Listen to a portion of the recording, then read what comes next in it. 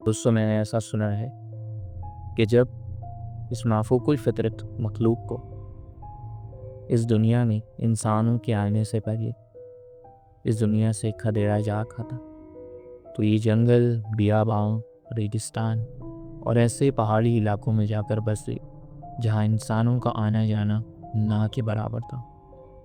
और अक्सर कभी अगर इंसान इस तरह के रास्तों, इस तरह की पहाड़ी या फिर इस तरह के रेगिस्तान पर बने हाईवे से गुजरने की कोशिश करता है, तो ये मखलूक उसे अपने होने का एहसास भरपूर दिलाती। दोस्तों, मार्था एक 32 साल की सिंगल पेरेंट थी। उसकी छोटी बेटी की जिसकी देखरेख उसको करनी होगी। और ये साल का वो हिस्सा था जब मार्था के हालात कुछ ख़राब चल रहे थे। मार्था का अपना तो कोई घर था नहीं।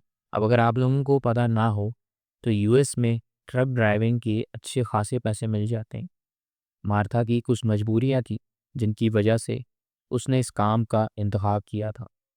मार्था चाहती थी कि जल्द से जल्द पैसे जमा कर कर वो एक छोटा मोटा हट या फिर घर खरीद सके, जिसमें वो अपनी बेटी के साथ सुकून से रह सके। मार्था की बेटी सिर्फ 12 साल की थी।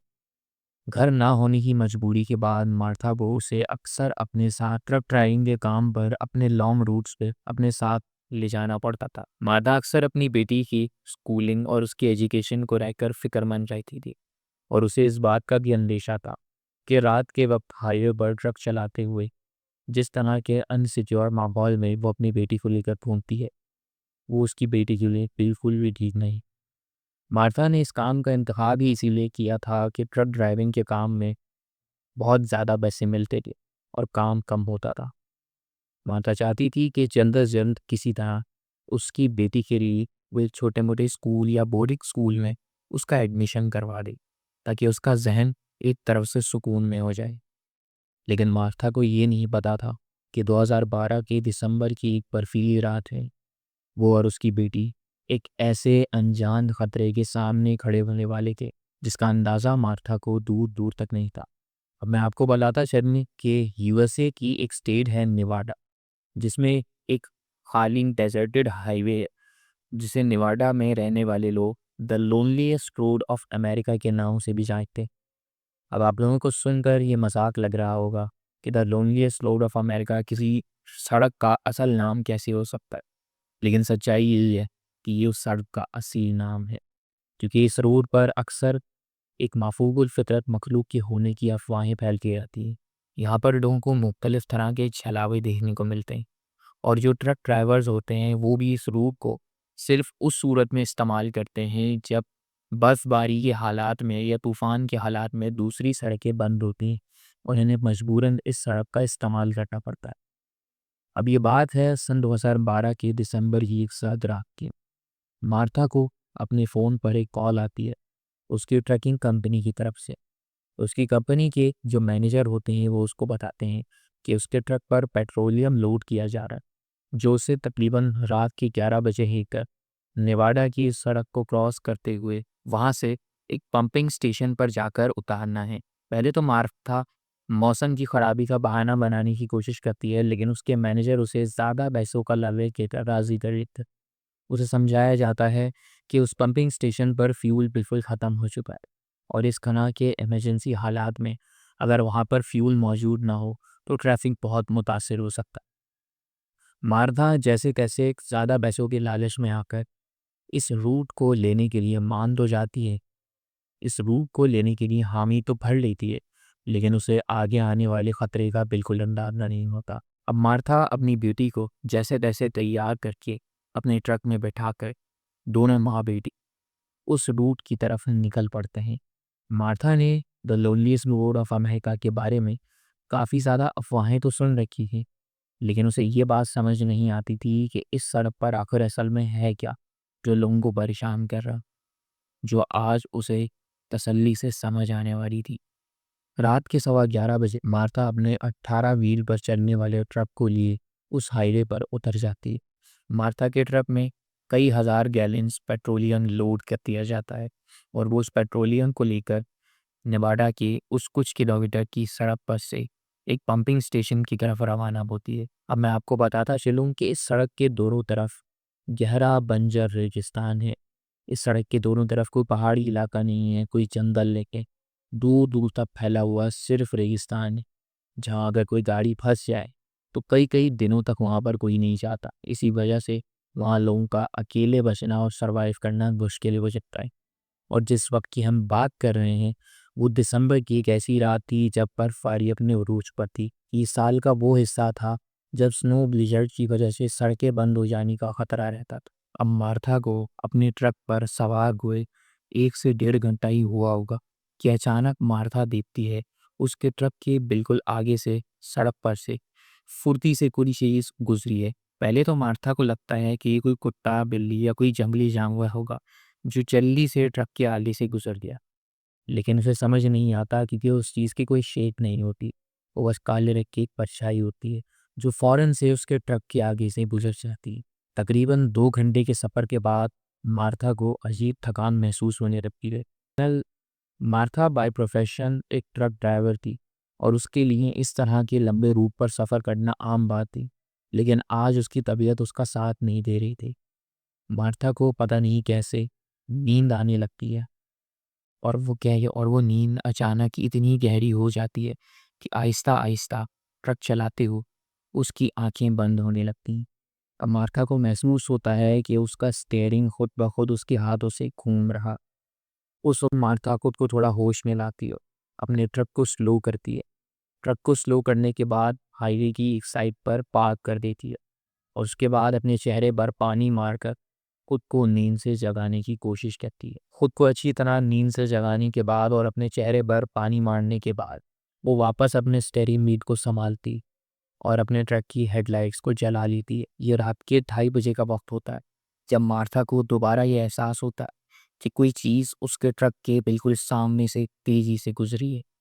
अब मार्था को शक होता है कि कोई ना कोई जंगली जानवर है जो खाने के लिए उसके ट्रक का पीछा कर रहा है। मार्था जो कि एक प्रोफेशनल ट्रकर थी और इस तरह के हालात में उसका सफ़र पहली मर्तबा नहीं था, तो उसके पास ऑलरेडी एक लाइसेंस याफ्ता पिस्टल थे।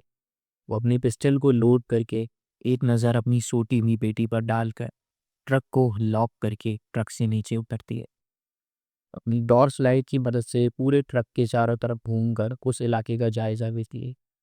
उस सड़क पर दूर-दूर तक उसे कोई नज़र नहीं आता। अब उसे लगता है कि ये महज़ उसका वहम था। वो वापस अपनी ट्रक की तरफ जाने लगती है। वो अपनी ट्रक की ड्राइविंग सीट पर बैठती है, ट्रक को स्टार्ट करती है और दोबारा उस पंपिंग स्टेशन की तरफ चल देती। अब मार्था को ट्रक चलाते हुए इस बात का एहसास होता है कि उसका रास्ता महज़ 3 घंटे का था और 2.5 घंटे उसे ड्राइव करते हुए हो चुके हैं। अब तक तो उसे इस पंपिंग स्टेशन के करीब पहुंच जाना चाहिए था, लेकिन सड़क का हाल देखकर ये नहीं लग रहा था कि वो थोड़ा सा भी उस पंपिंग स्टेशन के करीब है। अब मार्फा नोट करती है कि उसके ट्रक के पिछले हिस्से से एक नॉकिंग साउंड सुनाई देने लगता है। इस तरह का नॉक करने का साउंड उसके ट्रक के पिछले हिस्से से आने लगता है। मार्था शुरू में तो इस चीज़ को इग्नोर करती है, लेकिन जब ये नॉक करने की आवाज़ बहुत ज़्यादा बढ़ जाती है तो मार्था अपने ट्रक को फिर से स्लो करती और इस बार जब वो ट्रक को स्लो करती है तो अचानक ही उसके ट्रक के पिछले हिस्से से आकर कोई भारी भरकम चीज़ टकरा जाती है। वो टक्कर इतनी ज़ोरदार होती है कि शुरू में तो मार्था को लगता है कि कोई छोटी गाड़ी उसके ट्रक से आकर टकरा गई। मार्था फ़ौरन अपनी टॉर्च लाइट संभाले अपने ट्रक से नीचे उतरती है। ट्रक की हेडलाइट्स इस दफ़ा ऑन छोड़ देती है ताकि सड़क पर थोड़ी रोशनी हो और अगर कोई इसके पीछे आ रहा हो, कोई गाड़ी में आ रहा हो, तो दूसरी गाड़ी वालों को भी पता चल सके कि इस सड़क पर एक ट्रक खड़ा हुआ है, ताकि एक्सीडेंट का खतरा कम हो सके। मार्था अपनी टॉर्च लाइट देकर जैसे ही अपने ट्रक के पिछले हिस्से का जायजा लेती है तो उसके 18 व्हील वाले लंबे चौड़े पेट्रोलियम के ट्रक पर एक 4 फीट लंबा डेंट पड़ चुका होता है।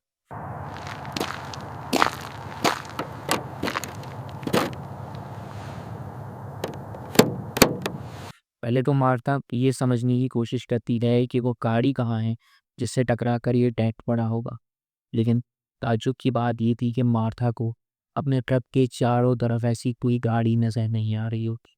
अब मार्था का दिमाग उसका साथ देना बंद कर देता है। वो सोच रही होती है कि आखिर मेरे साथ ये हो क्या रहा है।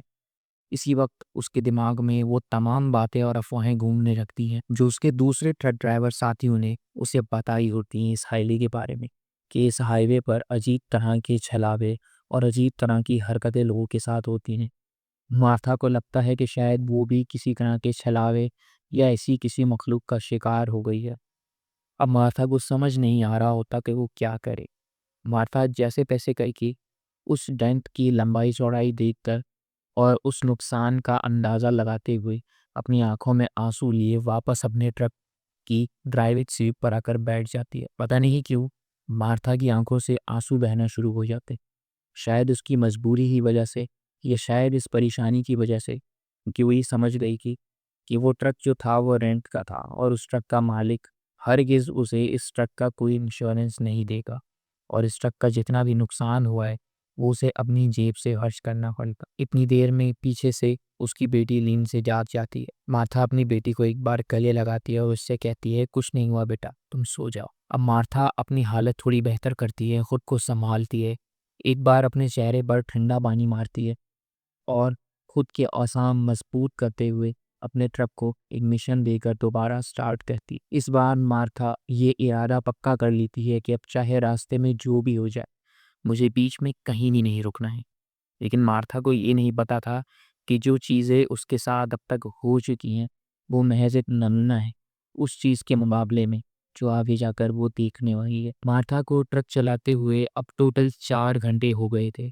उसका रास्ता महज 3 साढ़े 3 घंटे का था, लेकिन वो हैरान थी कि 4 घंटे तक लगातार ट्रक को चलाने के बावजूद भी वो अपनी मंजिल पर, यानी इस पंपिंग स्टेशन पर अभी तक पहुंची ही नहीं है।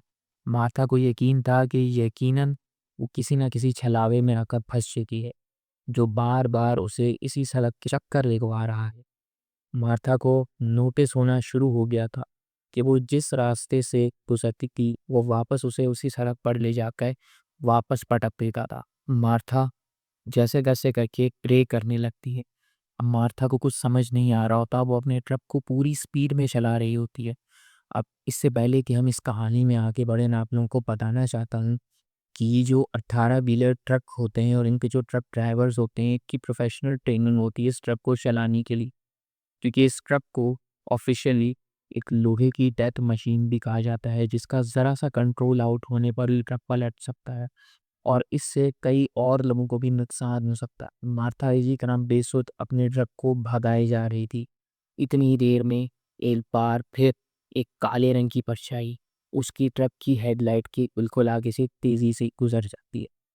अब मार्था इरादा करती है कि वो ट्रक रोकेगी और ट्रक रोककर ट्रक से नीचे उतरकर उस खौफ का सामना करेगी, उस जानवर का सामना करेगी जो उसे बार बार इस तरह उसके सामने आकर टहरा रहा है। मार्था जैसे तैसे करके अपनी हिम्मत जुटाकर और अपनी लाइसेंस याफ्ता पिस्टल और टॉर्च थाम कर अपनी गाड़ी का इंजन ऑन छोड़े हेडलाइट को जलाए उस ट्रक से नीचे उतरती है।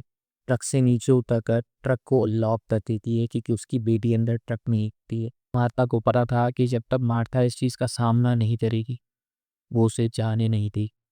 उसके साथ उसकी बेटी थी, इसने उसने ट्रक को पूरी तरह लॉक कर दिया था कि अगर उसके साथ खुदा न खास्ता कोई हादसा पेश आ भी जाए तो उसकी बेटी ट्रक के अंदर महफूज है। अब मार्था उस खाली पड़े डेजर्टेड हाईवे पर बीचों बीच अपने ट्रक की रोशनी के आगे खड़ी, अपने ट्रक की जलती हेडलाइट्स के आगे आकर खड़ी होती है, अपनी पिस्टल को लोड करती है और एक हवाई फायर करती है और ज़ोर से चिल्ला कर कहती है, मनुष्य जानवर, मुझे और मेरी बेटी को यहाँ से जाने दो, हमने तुम्हारा कुछ नहीं बिगाड़ा। मार्था के इतना कहते ही झाड़ियों में से एक काले रंग का भेड़िया निकलकर उसके सामने आ जाता है।